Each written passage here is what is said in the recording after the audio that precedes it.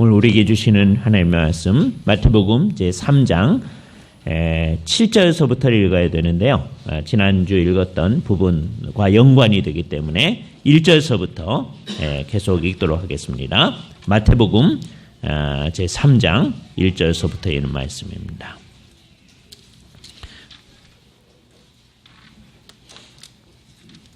하나님의 말씀을 들으십시오.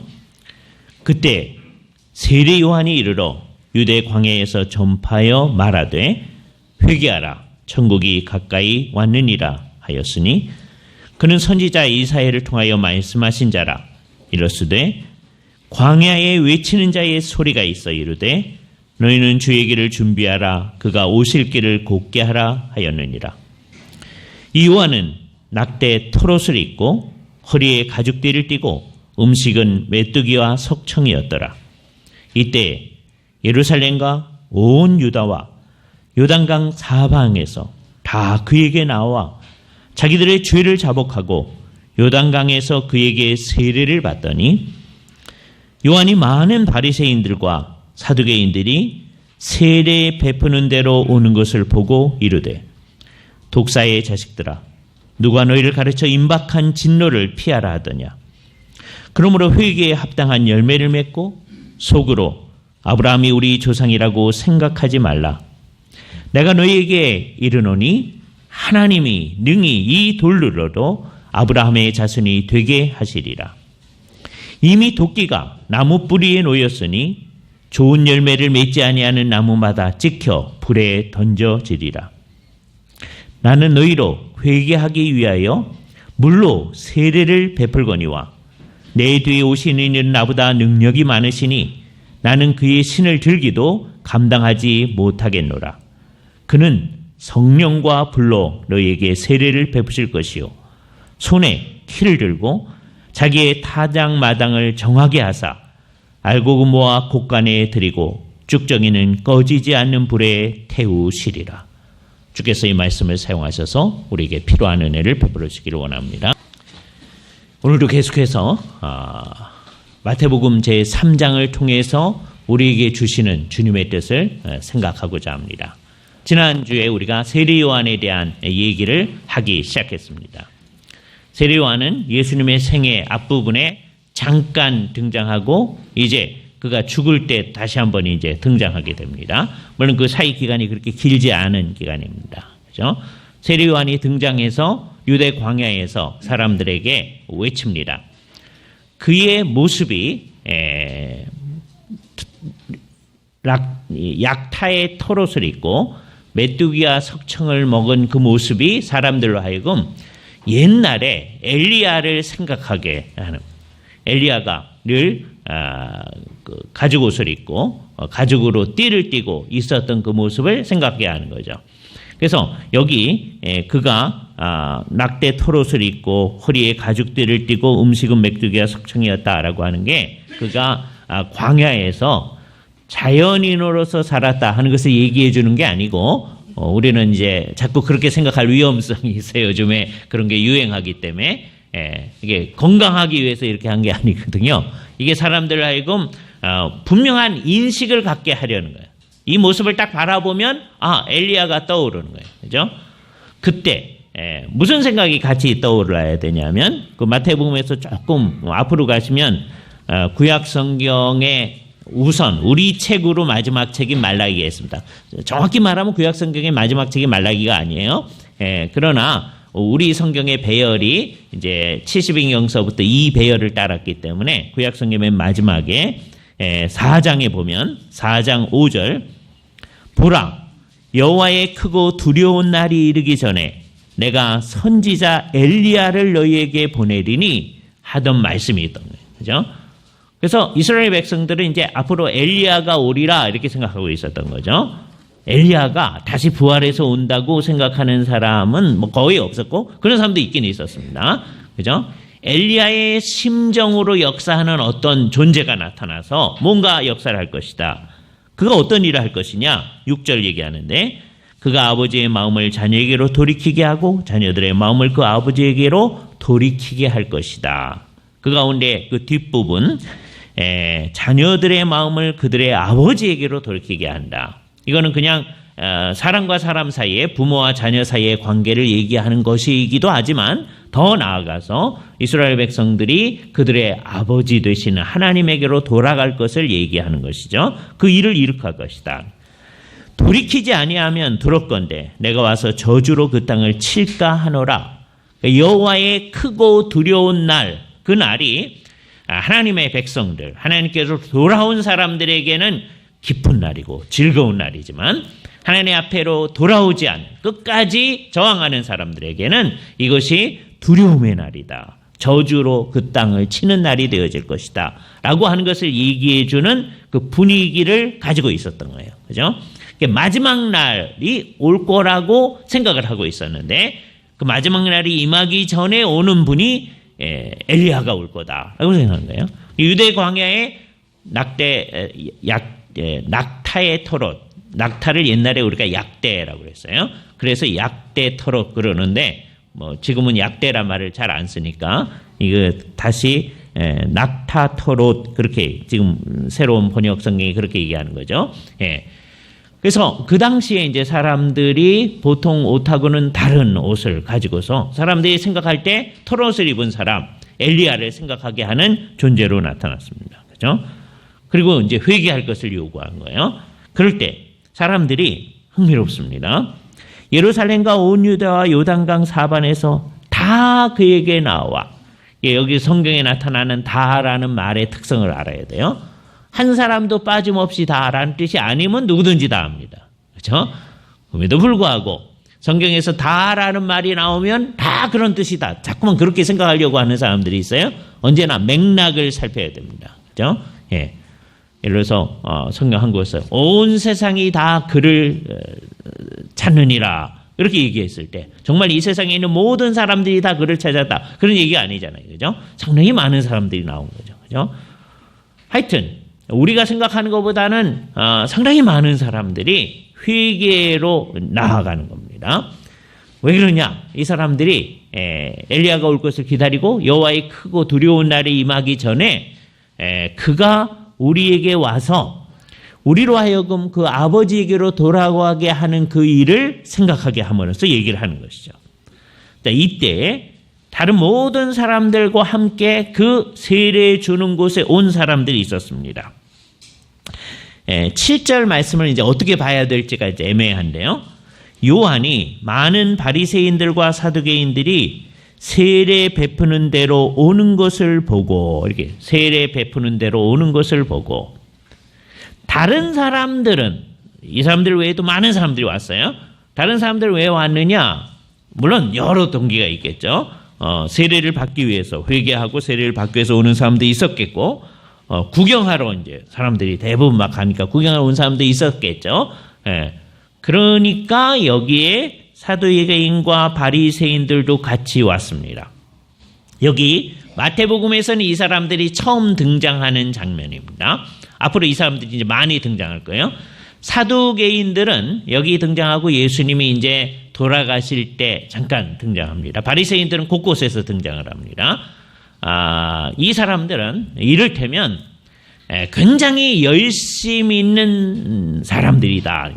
유대 당시의 인구 가운데 한 5% 다 합해서 요 사람들만 한 5%도 안 되는 사람들입니다. 그러니까 우리식으로 말하면 옛날 조선시대 초기의 양반들 생각해 주시기 바랍니다. 조선시대 말에 가도 양반이 인구의 10%가 안 돼요. 조선시대 초기에는 훨씬 적습니다. 그죠? 양반. 지금 우리나라, 우리들 이제 통계를 내보면 거의 다 양반의 이제 후손들이죠. 이게 다 이상할 거예요. 그죠? 인구의, 조선시대 말에 가도 10% 안 됩니다. 인구의 5% 정도가 지금 사두개인 바리새인들이에요. 그죠? 사두개인들은 아마도 정확히 모릅니다. 구약 성경에 사독이 있잖아요. 사독의 자손들 또는 그 전통을 이어가는 사람들이라고 생각하는 사람들이라고 여겨집니다. 그죠? 이 사람들은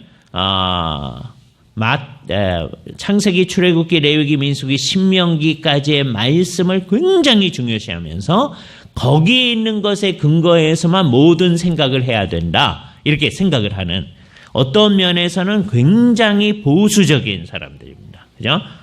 그런데 이제 다른 구약 성경에 그렇게 주의를 하지 않는 사람들이에요. 예. 좀 독특한 해석을 가진 아주 그룹의 사람들이고 제사장들하고 아주 밀접히 관련되어 있어요. 이 사람들 제사장 중에 상당수가 이제 사두개인들이고, 근데 이 사람들의 독특성은 뭐냐면 이게 흥미로운데 당시 로마가 통치를 하고 있는데 이 사람들은 친로마적 성향을 지니고 있습니다. 그죠? 우리식으로 말하면 친일파에 해당하는 사람들이에요. 그거하고 바리새인들은 좀 반대입니다. 바리새인들은 로마에 반대하는 사람들이에요. 그죠? 이 사람들은 지금 우리가 구약 성경으로 말하는 것을 굉장히 중요하게 전부 다 생각할 뿐만 아니라 거기를 해석을 하기 위해서 덧붙인 얘기도 굉장히 중요시하는 사람들이에요. 그죠? 그래서 사두개인들은 소위 모세 오경 그것만 하얀 말씀을 하고 생각하고, 이 사람들은 구약 성경 전체 플러스 그걸 해석하기 위해서 그들의 목적은 뭐냐면 모세 오경의 울타리를 두른다. 사람들이 이것을 잘 지키도록 하기 위해서 어떻게 해야 될지를 하는 사람들이에요. 좀 폭 넓게 해석하는 사람들입니다. 하여튼 율법을 열심히 지키려고 노력하는 사람들입니다. 이 인구의 두 종류를 합쳐서 한 5%밖에 안 됩니다. 열심히 있는 사람들이에요. 그죠? 이 바리새라는 말은 아마 분리되었다라는 데서 온 말 같아요. 특별히 다른 사람하고 달리 하나님 앞에 열심히 하는 사람들이다. 이렇게 생각하시면 좋아요. 그죠? 자, 그런데 이제 이 두 사람들의 성격이 이제 마태복음을 공부해 나가면서 점점점 드러나게 될 거예요. 이 사람들도 같이 왔는데 둘 중에 하나죠. 이 7절에 이 상황을 어떻게 볼런지 세례 베푸는 대로 나왔다. 다른 사람들도 세례 베푸는 대로 나왔죠. 그것도 둘이었잖아요. 하나는 정말 회개하고 세례 받기 위해서 오는 사람도 있었고 구경하기 위해서 어떻게 되는지 알기 위해서 오는 사람도 있었겠죠. 이 사람들의 목적도 뭐였는지 정확히 모릅니다. 아마 둘 다가 다 있었을 거예요. 어떤 사람은 정말 회개하고 세례 받기 위해서, 근데 아마 소수였으리라고 생각합니다. 이 사람들은 당시 유대 민족의 종교적 지도자들이에요. 그러니까 여기 이상한 종교 운동이 하나 나타나는 거예요. 유대 민중이 상당수가 생각하기를 구약시대에 오리라고 했던 그 하나님의 길을 준비하는 어떤 존재, 엘리야 같은 존재가 유대 광야에서 나타났고 그가 하나님 나라가 가까웠다고 외치고 있다. 그 얘기를 듣고서는 아마 조사하기 위해서 왔을 사람도 상당히 많이 있었을 겁니다. 그러니까 지금부터 하는 그 일종의 설교, 요한의 설교는 어떤 거냐 하면 미리 준비되어진 게 아니라 이제 사람들한테 회개의 설교를 많이 했을 거 아니겠어요. 여러분 회개해야 됩니다. 그리고 회개했다는 표로 세례를 받아야 됩니다. 그렇게 얘기했을 거겠죠. 그런데 그렇게 외치는 가운데 이 사두개인과 바리새인들이 이제 오는 걸 보고 이 사람들이 독특한 복색을 했기 때문에 딱 보면 이 사람이 사두개인인지 바리새인인지 알 수가 있어요. 우리는 잘 모릅니다. 그러나 이 사람들은 서로 다 아는 것이죠. 그 사람들을 보고서 그 사람들한테 얘기를 하는 거예요. 아주 독특하게 얘기를 합니다. 뭐라고 얘기를 합니까? 7절 중간에 보면 욕부터 시작합니다. 독사의 자식들아 그렇게 얘기해요. 그죠? 더 정확하게 말하면 독사들의 자식들아 그렇게 얘기해요. 그죠? 왜 독사들의 자식이라고 얘기했을까? 한 서너 가지 생각을 해야 돼요. 유대인들의 제일 좋은 생각은 아마도 이럴 텐데, 유대인들이 성경을 열심히 읽는 사람들이죠. 매 토요일마다 우리가 주일날 이렇게 모여서 성경을 공부하는 것처럼 회당에 모여서 성경 말씀을 읽어요. 성경의 앞부분 얘기는 더 많이 들었을 겁니다. 그 앞부분에 보면 사람들이 타락한 얘기가 나오는데, 아담과 하와가 타락한 얘기가 나오는데, 그때 뭐가 사용되어졌느냐 하면 사탄이 뱀을 사용한 거예요. 그러니까 뱀을 사용해서 인간이 죄에 빠졌다라고 하는 걸 생각하는 거죠. 뱀 가운데 아주 대표적인 뱀을 독사를 생각을 하는 거죠. 그걸 생각을 할 때 여기서 이제 주의해야 되는데, 뱀이 사탄이라고 생각하는 건 아니에요. 가끔가다 그렇게 오해하시는 분들이 있어요. 그게 아닙니다. 성경에 저는 옛뱀이요 사탄이요 마귀라 요한계시록 그 표현이 나와요. 그래서 그거를 너무 지나치게 해서 사탄, 마귀 그게 옛뱀이구나. 그러니까 뱀이 사탄이었구나. 이렇게 생각하는 사람들이 있어요. 그게 아니에요. 그죠? 그러니까 말의 표현을 알아들어야 됩니다. 뱀을 사용해서 사탄이 인간을 죄에 떨어뜨리게 하는 거죠. 그죠?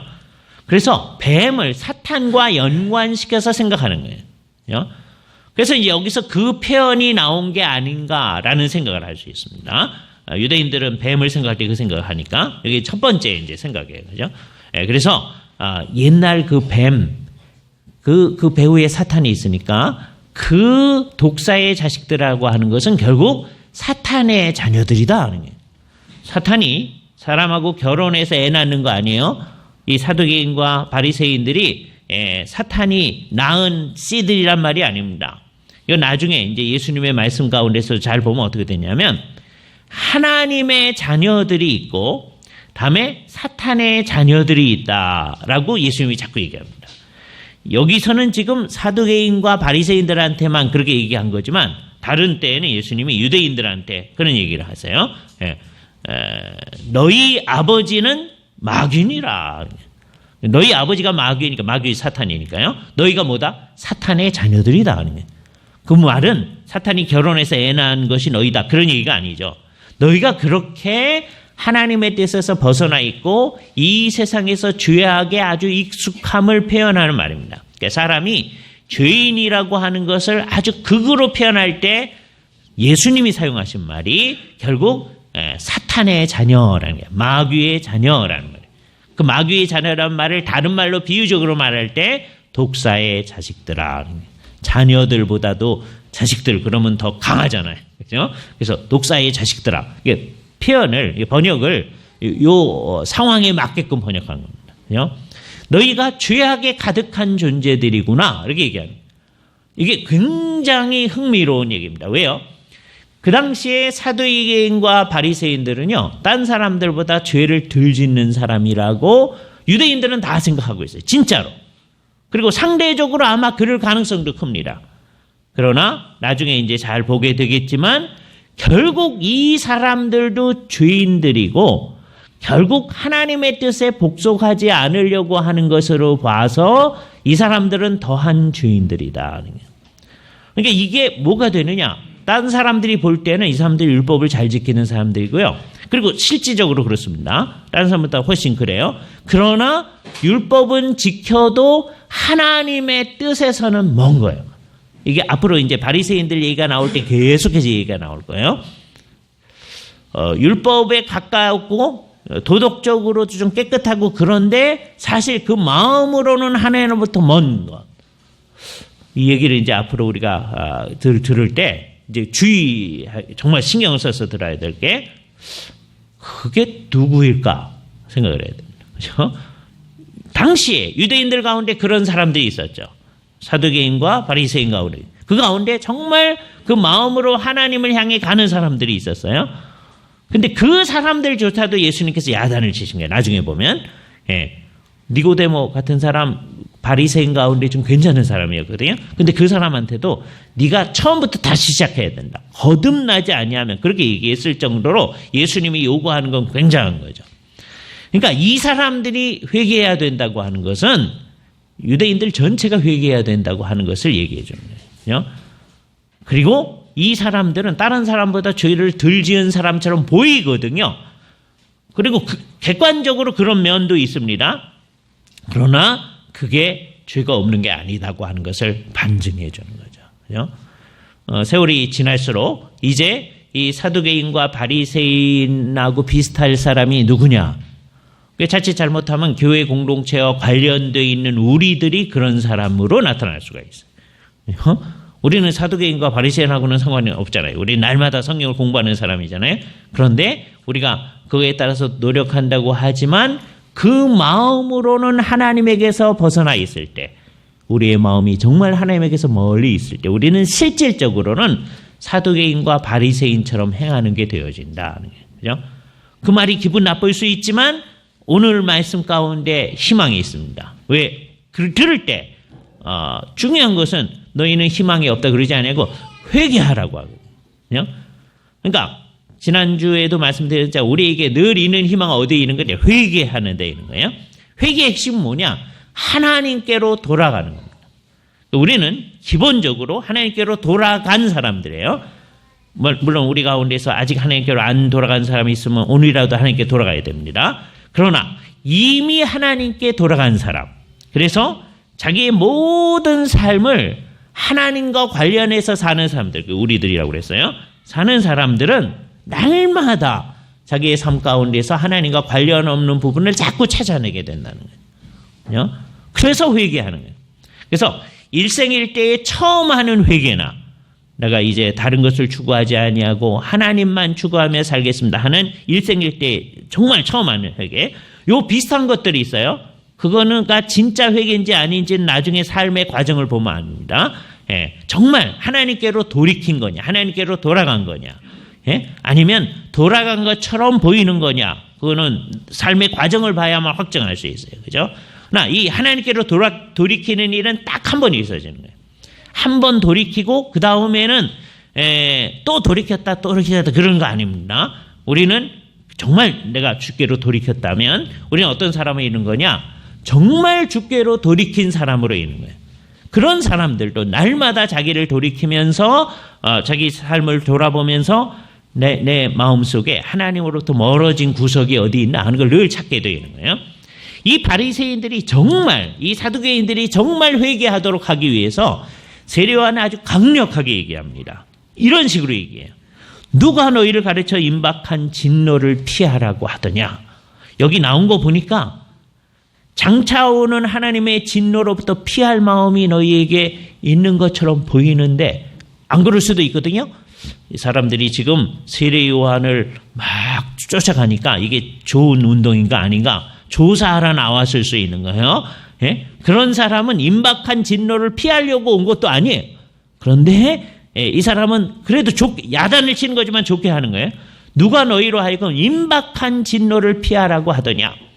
그러니까 오늘 이 요한의 메시지의 핵심이 뭐냐면 임박한 거예요. 마지막이 가까웠다는 거예요. 어느 정도 가까웠느냐? 지난주에 얘기했듯이 12절, 이미 도끼가 나무 뿌리에 놓였으니 좋은 열매를 맺지 아니하는 나무마다 찍혀 불에 던질 것이다. 그 끝이 이제 가까웠다는 거죠. 아까 말라기에서 얘기하는 여호와의 크고 두려운 날, 그러니까 종말이에요. 그게 유대인들은 그걸 종말이라고 생각했어요. 종말이 가까웠다는 거예요. 자, 이것과 관련해서 이제 우리 교회에서는 이것을 아주 분명히 해야 됩니다. 지금 세례 요한이 외치는 얘기는 뭐예요?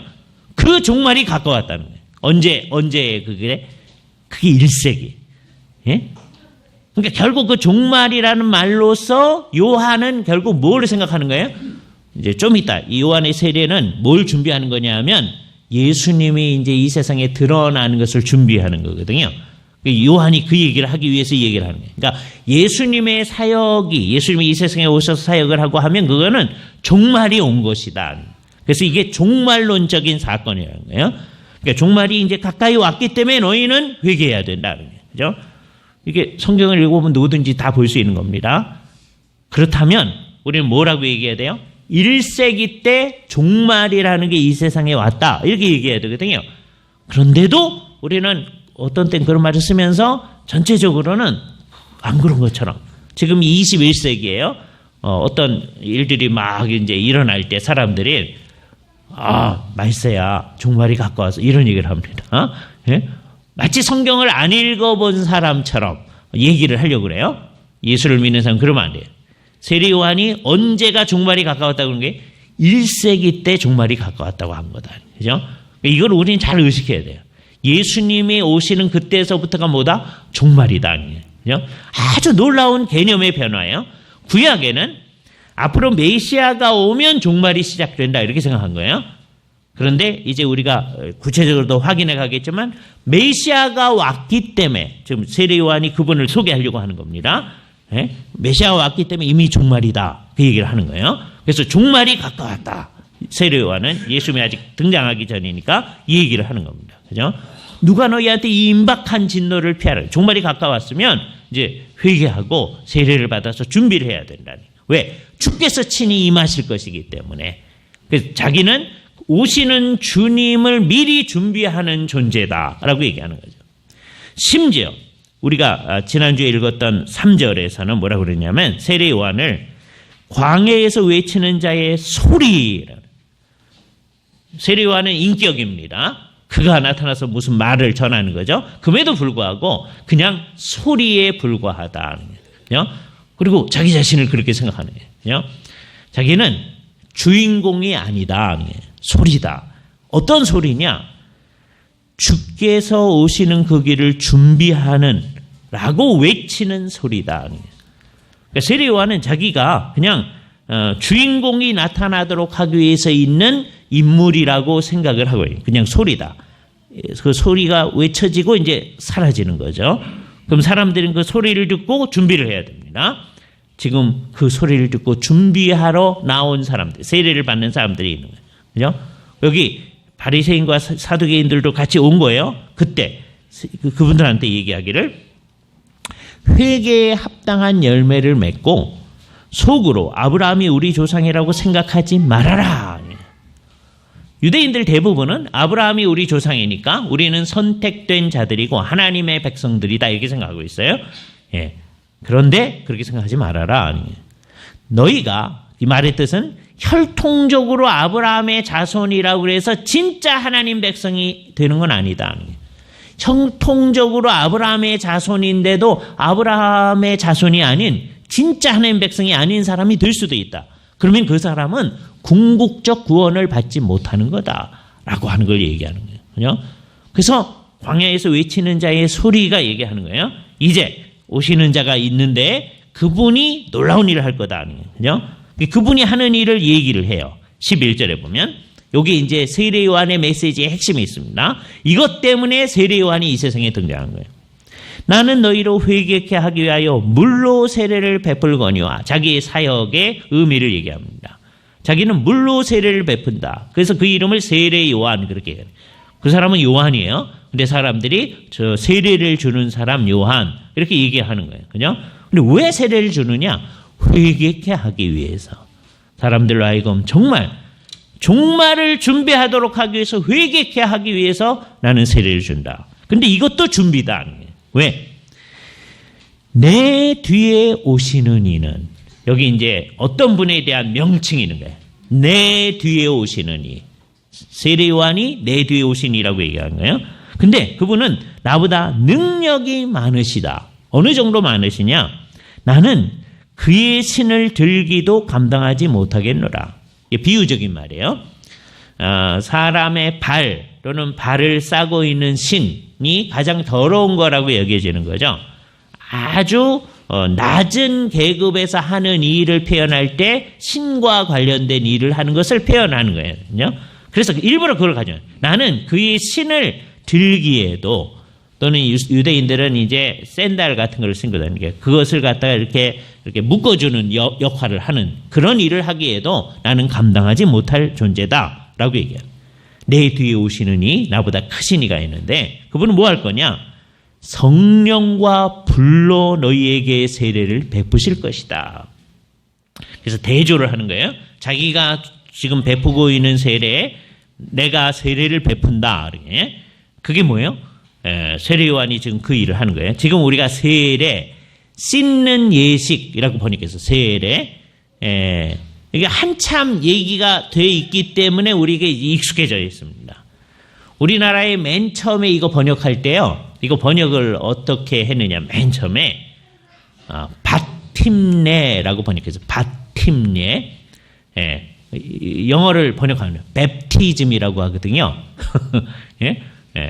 베프티즘. 그래서 바팀네라고 번역했어요. 그죠? 그냥 그걸 음역을 그대로 한 거예요. 왜? 이런 거 없었으니까. 그죠?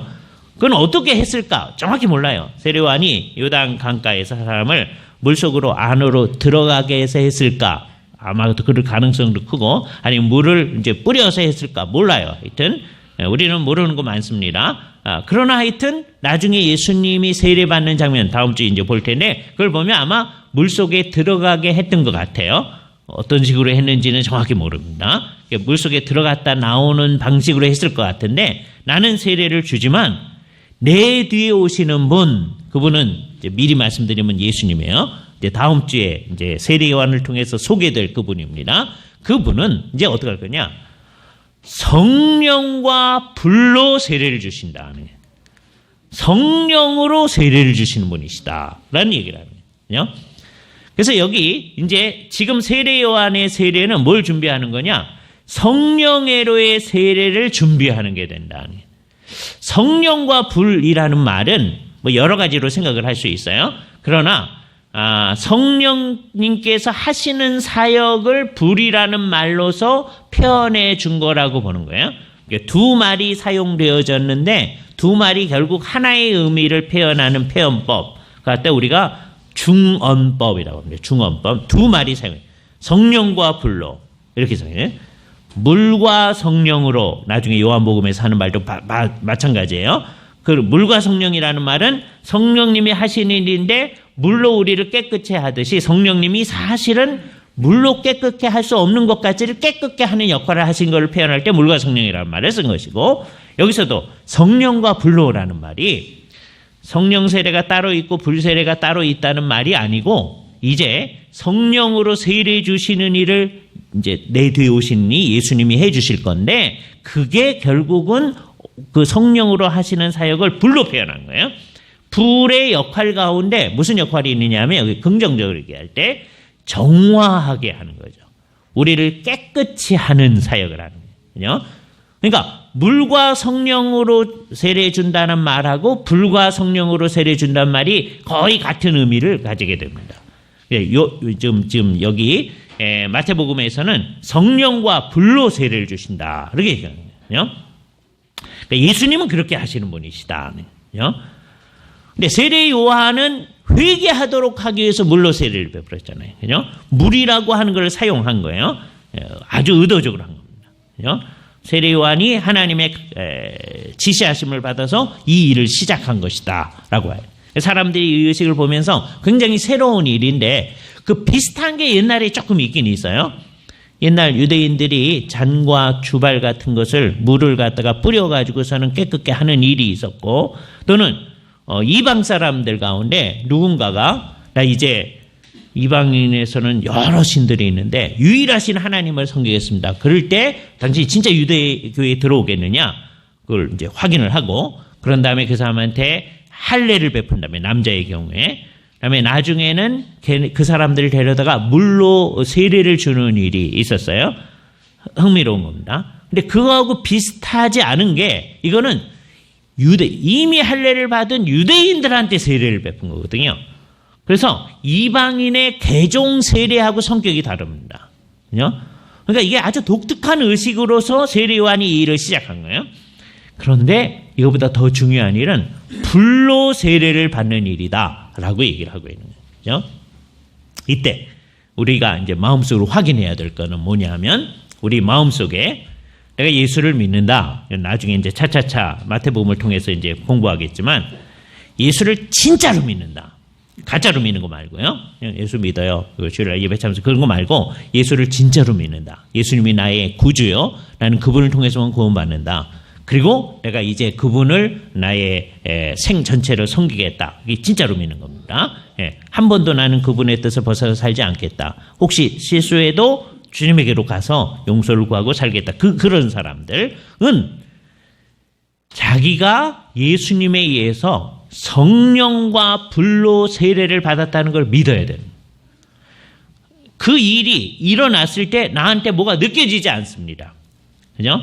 마음, 가슴이 뭐 타는 것 같고, 뭐 뜨거움이 느껴지고, 그러지 않아요? 그럴 사람도 있을 거예요. 그러나 대부분은 그렇지 않습니다. 그죠? 예. 그러나 어떤 사람이 정말 마음속에 나는 예수님을 진짜 믿습니다. 흔히 사람들이 하는 말이 이제 서양 말을 그대로 번역해서 하는 말이에요.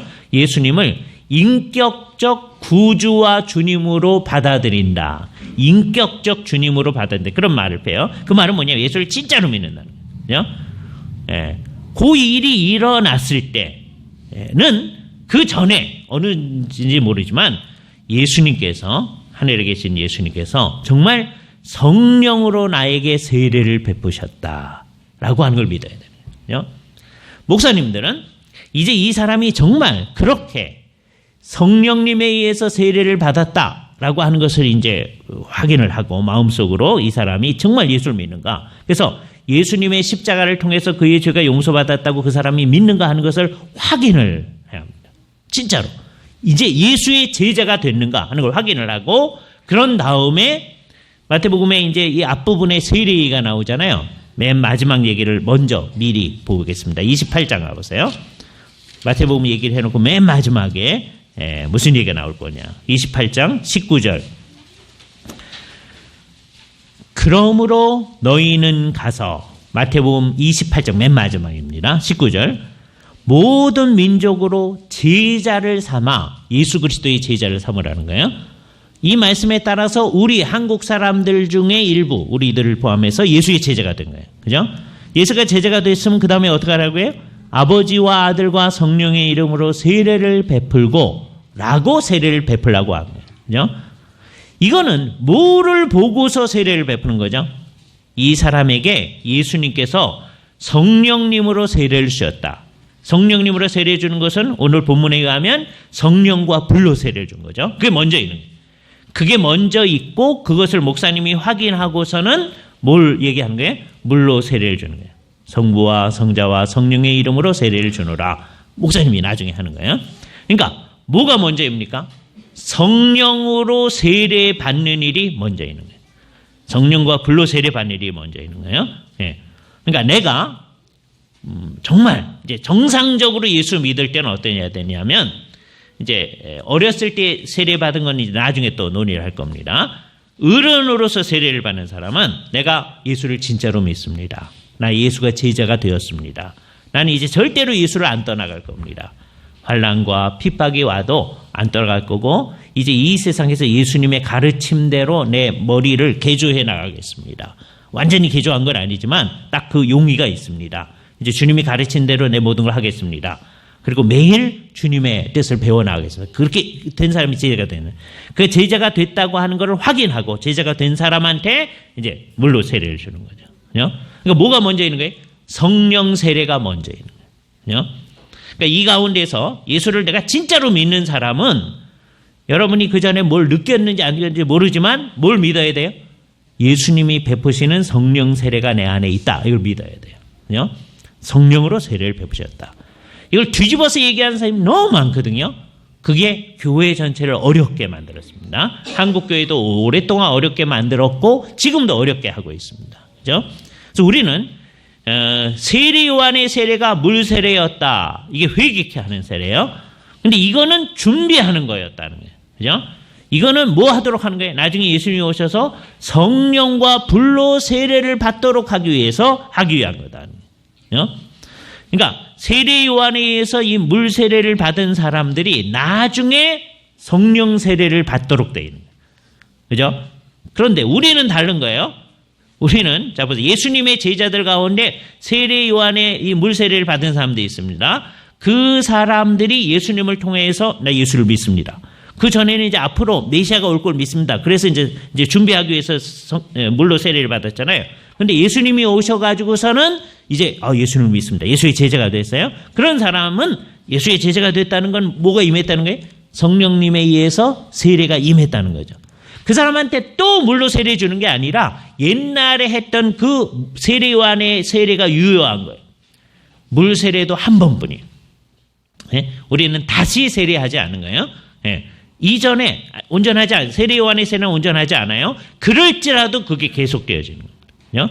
그래서 우리가 내가 예수를 진짜로 믿습니다라고 하는 그 인식이 굉장히 중요하고 그게 뭔지를 이제 앞으로 계속 공부해 나가는 거예요. 예. 예수를 믿는 사람을 우리는 제자라고 합니다. 예수 그리스도의 제자. 그러니까 주일날 나와서 예배하는 사람은 다 예수의 제자여야만 해요. 예? 어떤 때는 제자였다 아니었다 제자였다 아니었다 그런 거 없는 거고요. 예, 우리는 다 제자다. 우리 스스로가 그걸 확인을 해야 됩니다. 예? 스스로가 매일 나는 예수의 제자이다. 그죠? 하도 안 하니까요. 사람들이 자꾸 물어보는 거예요. 이 교회 공동체에 있는 사람들 제자입니까? 이렇게 물어보게 되는 거예요. 이게 안타까운 상황입니다. 우리 스스로에게 대해서 그걸 물어보게끔 하면 안 돼요. 누가 보더라도 저 사람은 뭐 해야 돼요? 예수의 제자여야 돼. 그냥 난 그런 거 모르겠고요. 그냥 주일날 올 테니까요. 그러시면 안 돼요. 주일날 올 때 우리의 마음속에 뭐가 분명해야 돼? 나는 예수의 제자이다. 그냥 이게요. 다른 분의 제자이면서 동시에 예수의 제자이다. 그런 의미의 제자가 아니에요. 예수님만이 유일한 구주이시고 예수님만이 가르치는 것만이 이게 절대적이다. 다른 사람들의 좋은 가르침 많죠. 그거는 다 상대적인 거죠. 예수님의 이것만은 절대적이고 주님을 통해서만 유일한 구원이 있을 수 있다. 이렇게 믿는 거예요. 그죠? 그게 정말 놀라운 거거든요. 그 놀라운 거는 어떻게 해서 이루어진 게? 성령으로 세례가 우리에게 있기 때문에 이 일이 발생한 거예요. 성령으로의 세례가 없으면 이 일이 발생하지 않은 거다. 그죠? 예수님은 어떤 분이에요? 성령으로 세례해 주시는 분이시다. 그죠? 놀라운 일입니다. 지금 요한이 처음으로 그 얘기를 하는 거예요. 나중에 예수님의 제자들의 이제 삶에서 자기들이 예수를 이제 처음 믿게 됐을 때, 그죠? 그래서 예수의 제자가 됐다고 그랬을 때, 예? 이 말을 확인한 거예요. 정말 예수님이 세례 주거나 그러지 않은 거예요. 그런데 예수님이 성령으로 세례 주셨구나. 제자들이 느끼는 거예요. 그렇게 느낄 때 처음 이제 예수님이 세례를 주셨다 이렇게 느낄 때 자기 마음속에 뜨거워지거나 그런 거 없는 거예요. 대부분의 사람은. 어떤 사람은 그걸 느낄 수도 있어요. 그렇죠? 예. 그러나 그게 중요한 게 아니고 성령으로 세례받는 그 일이 중요한 거. 그러니까 세계 역사 과정 가운데서요. 계속해서 성령으로 세례받는 사람이 늘어간 거예요. 그죠? 우리가 가서 우리 친구들한테 우리의 가족들한테 예수님을 믿으라고 하면 맨 처음에 대개는 안 믿습니다.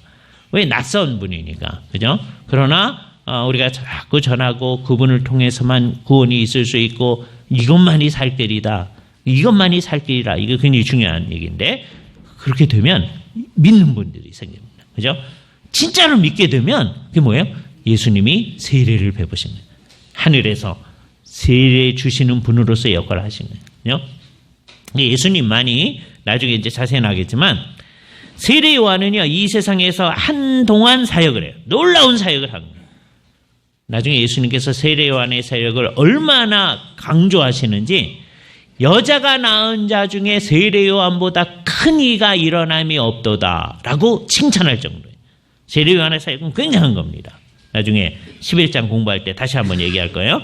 그러니까 굉장하지만 한동안 이 세상에서 사역하고 그치는 거예요. 이 세상에 암만 위대한 사람도 한동안 이 세상에 사역하고 그치는 거예요. 근데 예수님께서는 이 세상에 사역했을 뿐만 아니라 하늘에 오르셔서 계속해서 여러 사역을 하는 중에 성령으로 세례 주시는 사역을 계속해 하신 거예요. 여기 있는 사람들이 이제 다 예수를 진짜로 믿는 삶이라 가정을 할 때 그길 바랍니다. 교회 공동체의 가장 큰 슬픔은 뭐냐?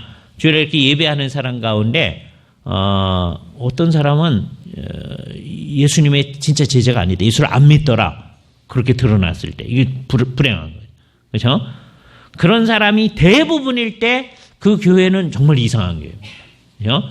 그러니까 우리가 정말 스스로 잘 생각해야 돼요. 그런데 이 모든 사람이 예수의 진짜 제자다라고 했을 때 우리는 뭘 확인하냐면 예수님이 우리 생애 가운데서 맨 처음 예수를 믿기 그 전에 불로 세례 주신 일을 천상에서 행하신 거예요. 그때 예수님이 이렇게 해서 세례 준 건 아니에요. 예수님이 우리 안에 성령님이 있도록 하신 일을 하게 된 거죠. 그죠? 성령과 불로 나는 세례를 받았다. 이 확신을 가지고 사는 겁니다. 그죠? 이건 굉장히 중요해요. 왜? 이거를 제대로 이게 없으면 이거하고 나하고 상관이 없으면 이 성령과 불이 내게 있어야 되는 거예요. 이게 없으면 어떤 일이 나타나냐? 12절 말씀. 비유적인 말씀. 손에 키를 들고 농촌에서 사용하는 키입니다.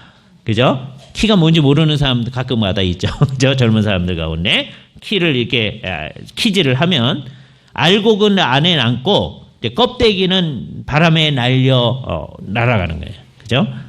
아기는 그렇지 아니하며 바람에 나는 겨와 같도다는 말씀도 이 배경에서 생각해야 돼요. 그죠? 키질을 했을 때 바람에 나는 겨. 그죠? 그런데 어떻게 할 거냐? 손에 키를 들고 맨 마지막 심판을 비유적으로 표현하는 겁니다. 타작마당을 깨끗하게 하신 다음에, 왜? 타작을 해야 되니까. 알곡은 모아 곳간에 들이고 쭉정이는 꺼지지 않는 불에 태우실 것이다. 불이 다시 나타나요. 예? 예, 불을 히라보로도 불이라고 하면 푸르. 그죠? 외우기가 쉬워요. 한국말 불, 히라보로도 불이에요. 그죠? 근데 한 번은 오늘 본문에서 예수님께서 성령으로 세례 줄 때 성령과 불로 세례를 준다고 그랬고, 이게 이제 우리 안에 있는 거예요. 성령과 불로. 근데 이 일을 받지 아니한 사람, 예수님의 성령과 불 세례를 받지 아니한 사람은 나중에 불에 던져지는데 그 불이 뭐냐? 꺼지지 않는 불에 던져진다. 그게 실제로예요. 그게 어떤 실제인지 우리 정확히 모릅니다. 일반적으로 우리가 지옥이라고 하는 것이죠. 궁극적 지옥. 그죠? 문제는 뭐예요? 많은 사람이 이걸 안 믿는다는 데 있어요. 예수를 믿는다는 사람들 가운데서도 그걸 안 믿으려고 그래요. 그죠? 이 안 믿는다는 걸 어떻게 알 수 있냐? 여러분의 친구나 친척이나 사람들 가운데서 예수를 안 믿는데도 그냥 끝까지 내버려 두는 거는 그 사람들이 지옥에 꺼지지 않는 불에 던져진다. 이렇게 생각 안 하는. 또는 예수를 믿다가 이게 진짜로 믿는 사람은 이런 생각 안 합니다. 이런 생각을 했다가도 아유 하나님 이러면 안 됩니다. 이렇게 하거든요. 내가 뭐 꼭 예수를 믿어야 되나? 안 믿고 말지 뭐. 나 지옥 보낸다고요? 보내요. 이런 마음. 무시무시한 마음. 여러분한테는 그런 마음 없을 것 같죠? 다 있습니다. 그 마음이 없어져야 돼요. 지옥이 얼마나 무서운지를 모르기 때문에 하는 생각이에요. 좀 안 믿는 사람들이 다 그런 상황. 우리 예수를 믿는 사람들은 이게 심장이 약한 사람들. 그렇죠? 그래서 무서워가지고서 예수를 믿는 거예요. 예. 물론 우리는 지옥 안 가려고 예수 믿는 건 아니에요. 아주 분명히 해야 됩니다. 그러나 객관적 실제로서 예수를 끝까지 안 믿으면, 즉 이게 재미있는 현상이에요. 불로 세례받는 일이 있지 않으면 나중에 불로 세례를 받아요. 그게 뭐예요? 지옥에서 영원히 형벌을 받게 돼요. 예? 이건 생경만 아이디어서 안 믿으려고 사람들이 들어요. 그러나 이게 중요한 사실이에요. 그죠? 이 사실 앞에서 우리가 분명히 해야 됩니다. 그러니까 세례 요한의 메시지가 뭐예요? 지금 바리새인과 사두개인들이 나오는 걸 보고서는 그 얘기를 하는 겁니다. 그죠? 누가 너희한테 임박한 진노를 피하라고 하더냐. 그죠? 그 대부분은 피할 마음도 없어요. 이 사람들 조사하러 나왔지 진짜 세례받으러 회개하기 위해 나온 사람들이 아니에요. 교회를 뭐 그런 사람 요즘은 좀 드물지만 조사하러 다니는 사람들이 있습니다. 네? 그럴 수가 있어요. 어떤 사람들은. 그죠? 그거는 안 하는 것 아니에요. 우리는 주께서 이 임박한 진노를 지금 예수님 때 이미 종말을 가져다 주셔서 이 세상 모든 사람들이 준비를 하도록 해요. 그 사실을 알아챈 사람들이 예수를 믿는 사람. 그러니까 예수를 믿는 사람들은 이제 우리는 이제 나중에 지옥 안 갈 거니까 좋다 그러고 사는 게 아니고 사태가 이렇게 된다는 걸 미리 본 사람이에요. 마치 뭐가 똑같으냐? 배를 타고 가는데 높이서 이제 앞으로 어떻게 되는지를 바라보는 사람이다. 요즘은 레이더로 그걸 이제 하지만 이제 보는 거예요. 근데 저쪽에서 폭풍이 몰려오는 것을 감지한 사람은 배 안에서 그걸 하는 역할을 하는 옛날 사람들이 있잖아요. 그럼 사람들한테 이제 폭풍이 몰려온다 얘기를 해야 되잖아요. 그죠? 그게 누가 하는 거냐? 그게 교회 공동체가 하는 거다. 교회는 지금 사태가 이렇다는 걸 알게 된 사람들이에요. 그죠? 그렇기 때문에 우리가 이 사실을 사람들한테 얘기를 해줘야 되는 거예요. 그죠? 임박한 진노를 어떻게 할 거냐. 근데 문제는 뭐예요? 교회 공동체에 있는 우리들조차도 그렇다고 생각하지 않는 거예요. 이럴 때 우리는 교회가 아닌 게 되는 거죠. 주께서 우리를 교회로 세우신 의미를 알아야 됩니다. 그래서 우리는 우리 스스로가 먼저 진짜 예수의 제자, 즉 성령과 불로 세례를 받은 사람들이어야 되고 이 사태를 사람들에게 잘 알리는 사람으로 이 세상에 있어야 할 것입니다. 같이 기도하시죠. 거룩하신 주님 감사합니다. 하나님의 말씀 앞에서 우리 자신을 돌아보옵나이다.